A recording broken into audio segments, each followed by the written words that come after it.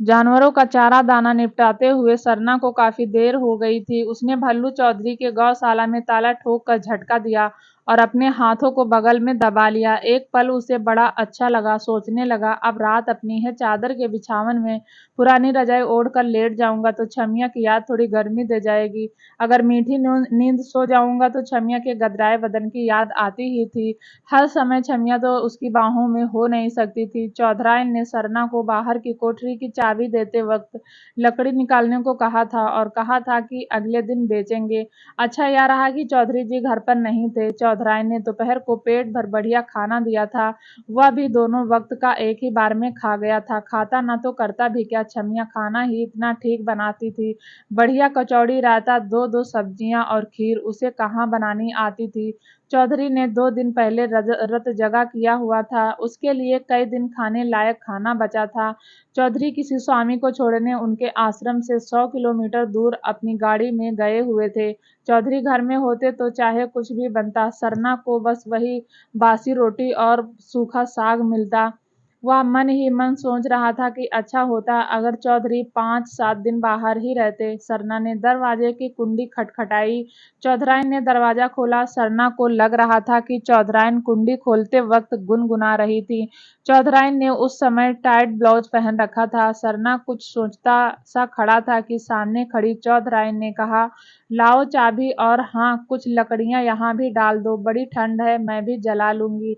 Heater से कहाँ काम चलता है। हमेशा स्वेटर साल वगैरह से लदी खाली चौधराइन को उस समय इतने कम कपड़ों में देखने के बाद सरना सपने में भी नहीं सोच सकता था इन्हें इतने कपड़े पहनने के बाद भी ठंड क्यों नहीं लग रही है।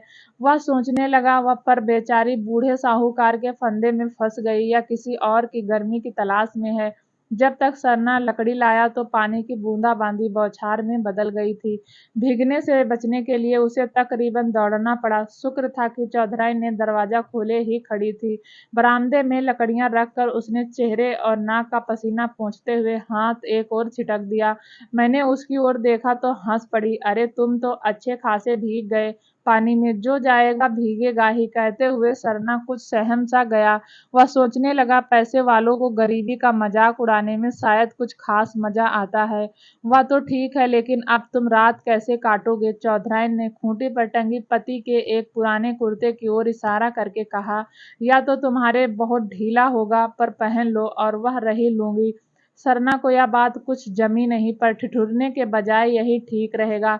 यही सोचकर उसने कुर्ता उतार लिया। अब चौधराइन अंदर की ओर चली गई थी। लुंगी और ढीला ढाला कुर्ता पहनते हुए सरना को लगा कि चौधराइन उसे देख रही है। सरना को अजीब लग रहा था। वह सोचने लगा कि इन कपड़ों में तो वह जोकर लग रहा होगा।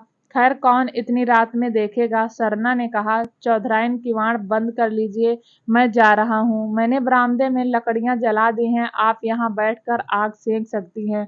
तभी खाने की थाली लिए आते हुए चौधराइन ने कहा, अजीब बात है, पानी बरस रहा है, फिर भीगना है क्या।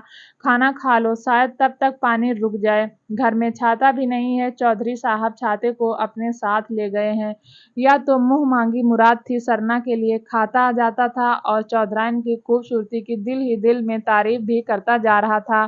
तब तक बरामदे की लकड़ियां जलने लगी थी। उसे भी गर्मी महसूस हो रही थी। सरना को लग रहा था कि यह वाकई बड़ी नेक औरत है। इसे बूढ़े चौधरी के पल्ले बांधकर कुदरत ने इसके साथ बहुत बड़ा मजाक किया है। अब तक औलाद का मुंह तक नहीं देखा बेचारी ने, जबकि ब्याह हुए 7-8 बरस गुजर गए हैं। चौधरी ने इसीलिए किसी पोंगा पंथी स्वामी को बुलाकर बच्चे देने की मन्नत मांगी थी और भंडारा किया था।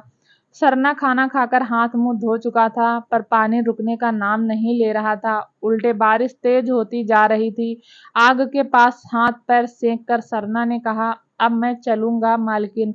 इतनी रात को अकेली चौधराइन के पास सूने घर में रुकने का सरना का मन था, पर जानता था कि पकड़ा गया तो उसका घर बार सब जला दिया जाएगा।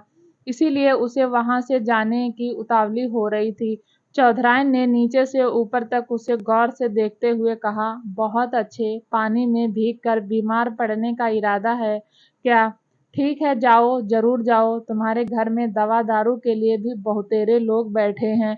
ना जाओ तो वो करेंगे देखभाल, क्या यहाँ बैठने से तो रात कटनी नहीं होगी? कोई देखेगा तो क्या कहेगा? अपने दिल की बात जुबां के साथ सरना ने कह दी। यह घर छोटा है ना, यहाँ ओढ़ने-बिछाने को कुछ नहीं है ना? अरे सरना, घर तो रहने वालों के लिए तरसता है, यहाँ कमी भी किस बात की है? दुनिया के कहने-सुनने से की चिंता क्या मैं तुम्हें कैसी लगती हूँ? सच कहना नहीं, आप तो एक नेक रहम दिल हैं। मैं औरतों के मामले में आपकी मिसाल देता हूँ। आपका अंग-अंग संगमरमर का सफ़ेद है, छूने पर मखमली होगा सुंदरता की खान। चौधरी के बुढ़ापे का जब आपसे मेल करता हूँ तो मन करता है कि आपके कदमों पर माथा झुका दूँ। मालकिन, छोटी सी उम्र में मैंने भी काफ़ी दुनिया देखी है। पहले मैं लुधियाना गया था, वहाँ मेरे बूढ़े लाला जी की जवान बीवी मेरे देखते-देखते ही अपने यार के साथ चंपत हो गई थी। लगता था जैसे सरना की बात बाँध तोड़कर नदी की तरह बह निकली थी। चौधराइन ने आग और तेज करते हुए घी शक्कर सरना की ओर बढ़ाते हुए कहा, और क्या देखा? सरना को लगा जैसे उनके चेहरे पर कुछ और लाली आ गई है, में नशा सा छा गया है। वह बात करने से कुछ अटकने से लगी हैं। उसने लाला और यार की कहानी 2-4 बातों में बता दी कि कैसे उसने ही उन्हें कमरे में साथ सोते देखा था। बात करते-करते चौधराइन इधर-उधर चौकन्ने निगाहों से देखती भी जा रही थी, मानो दीवारों के कान होने पर उन्हें यकीन होता जा रहा हो। सरना को ऐसा लगा जैसे उसके शरीर की बॉडी पर चौधराइन की नज़रें गड़ी हैं। वह बोली, सरना, यही तो वह हम हैं।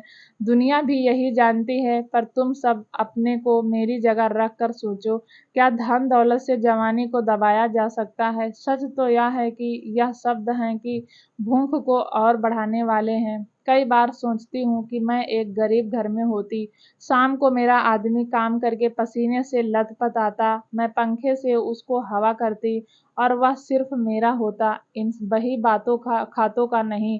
घर में नन्हे-मुन्ने की किलकारियाँ गूंजती, मैं निहाल हो जाती। सोने चांदी के गहने मेरे पैरों में पड़ी माया की जंजीरें हैं, इनसे मेरा दुख बढ़ता है, कहकर उन्होंने सरना पर एक निगाह डाली। सरना चौधराइन की तेज निगाहों से सिटपिटा गया। उसने कहा, मालकिन, कुदरत ने ही आपको इतना दयावान बनाया है, सुख दिया है और सबसे ऊपर छत दिया है। आज के ज़माने में ऐसे लोग मिलते कहाँ हैं? सरना, तू क्या कभी जान सकेगा मेरे मन की 355 दिन गरीबी में बीता समय। पैसे को दुनिया का सबसे बड़ा सुख समझती थी, लेकिन फिर भी उस गरीबी में कहीं न कहीं कोई मज़ा भी था, जो जीने की तमन्ना पैदा करता था, जिसकी बदौलत होठों पर मुस्कान रहती थी। मेरी समझ में अब बीता समय ही अच्छा जान पड़ता है, लेकिन तब तो मुझे क्या, मेरे माँ-बाप को भी यही वहम था कि दुनिया को पैसे से खरीदा जा सकता है। तभी तो मुझे चौधरी के पल्ले बाँध दिया गया। अब मैं सोचती हूँ कि चौधरी ने तो पैसे से सुख ज़रूर खरीदा, पर मेरी खुशियाँ पैसे के बदले बिक गईं। क्या यहाँ सारा पैसा गरीब से गरीब औरत को बस सुख दे सकता है, जो पति की बाह का सिरहाना लगाकर छोरी जवान औरत को मिलता है? प्यार मोहब्बत का झरना बराबर उम्र वालों में ही फूट सकता है। चौधरी तो बिस्तर पर आने से पहले ही निढाल हो जाते हैं। फिर चौधराइन खुल कर बोली, सरना, सच मान, मेरा रोम रोम उत्सुकता के लिए जब पागल होता है तो चौधरी पैसे के हिसाब में डूबकर पता नहीं किस दुनिया में चले जाते हैं। क्या पैसे का कहीं अंत भी है? तू जो समझता है मैं अपने छत पर मजबूत हूँ, या तेरा भोलापन है? दरअसल मैं अंदर इतनी गिरी हूँ कि तुझे क्या बताऊँ। सरना को चौधराइन की बात का कोई जवाब नहीं सूझ रहा था। तभी उसे खांसी आ गई, जिससे वह जवाबदेही से बच गया। चौधराइन इस समय उसे पैसे के जोर से खरीदी गई एक कमजोर औरत लगी, जिसमें एक नाजुक दिल धड़क रहा था, और वह पैसे के सुख के बदले अनजाने में ही जिंदगी की खुशियाँ हार चुकी हैं। सरना को लगा कि उसे जरूर चौधराइन के काम आना चाहिए। सरना को चुप देखकर चौधराइन बोली, तुझे मैं दूध की धुली लगती हूँ, मेरे तन पर कोई शक नहीं कर सकता। अपने दिल को तो मैं ही जानती हूँ। कभी कभी दिल की प्यास आंखों में भर आती है, लेकिन इसे पढ़ने वाला कम से कम वहाँ तो कोई नहीं मिला। सरना सन्न रह गया, जिसे वह इतना साफ समझ बैठा था उसके दिल में ऐसी बात होगी, उसने ऐसा कब सोचा था। उसे बड़ा दुख हुआ। उसे लगा जैसे चौधराइन की आवाज का काम उनकी आंखों ने अपने जिस्म से ही कर दिया हो। वे आंखें एक भूचाल के आने की खबर दे रही थी। सरना चौधराइन के सुंदर मुखड़े को देखता रह गया। तभी बिजली जोर से चमकी और चौधराइन डर के मारे उसके बदन से चिपक गई। सरना की आंखों में भी अनजाने में ही एक चमक आ गई। उसने महसूस किया जैसे चौधराइन के जिस्म के जरिए एक आग उसके तन मन में समाती चली जा रही हो, जो दोनों घंटों भर एक दूसरे की बाहों में बरामदे में ही खोए रहे। फिर उन दोनों ने अपने मन की मुराद पूरी कर रहे थे, तभी दरवाजे पर दस्तक हुई। चौधराइन ने कपड़े पहनकर किवाड़ खोल दिए। चौधरी सामने खड़े थे, बदन का पानी पोंछते हुए या बोले, रास्ता बारिश की वजह से खराब हो गया था, इसलिए एक गाड़ी को स्वामी जी के साथ छोड़कर आ गया हूँ। यहाँ तुम अकेले जो थी, मैंने कहा कि लौट चलें तो लौट, तुम्हें परेशानी तो नहीं हुई। इस तरह मेरे लौटने पर अच्छा किया कि सरना को रोक लिया था, यह बड़ा अच्छा लड़का है। ऐसे सुनसान रात में अकेले रहना तो ठीक नहीं है था। चौधराइन अपने आदमी के इस यकीन पर हैरान रह गई। अगर वह थोड़ी देर और रुक कर आते तो जवानी का तूफान दोनों को पता नहीं कहाँ ले जाता। चौधराइन मुस्कुराकर बोली, नहीं, वह भी आपके आने की हैरानी तो तब होती जब आप न आते। सरना रुक नहीं रहा था, कह रहा था कि चौधरी आते ही होंगे, थोड़ी देर की तो बात है, आप अकेले ही वक्त काट लीजिए। पर सच मानिए, आपके बिना सब सूना सूना लगता है। घर जाते समय सरना सोच रहा था, चौधराइन के दिल का सारा बोझ जैसे उसके दिल पर आ गया है। अब उसे इस बात की चिंता थी कि अगर किसी दिन चौधरी रात को घर नहीं लौटे तो उस वक्त क्या होगा। उधर चौधराइन खुश थी कि दिल के अंदर उठता जोशीला तूफान कम हो गया था। चौधरी भी खुश था। जब 2 महीने बाद पता चला कि चौधराइन पेट से है, उसने स्वामी जी को पूरे 20,000 का चढ़ावा दिया। सरना को भी चौधराइन ने बहुत कुछ दिया, पर वह बताने की बात नहीं है। राज को राज ही रहने दो। दोस्तों, उम्मीद करती हूँ कहानी पसंद आई होगी। अगर चैनल पर पहली बार आए हैं तो प्लीज़ चैनल को लाइक शेयर सब्सक्राइब जरूर करें, ताकि जब भी हम वीडियो डालें आपको नोटिफिकेशन तुरंत मिले। मिलते हैं एक नई कहानी के साथ, तब तक के लिए नमस्कार, धन्यवाद।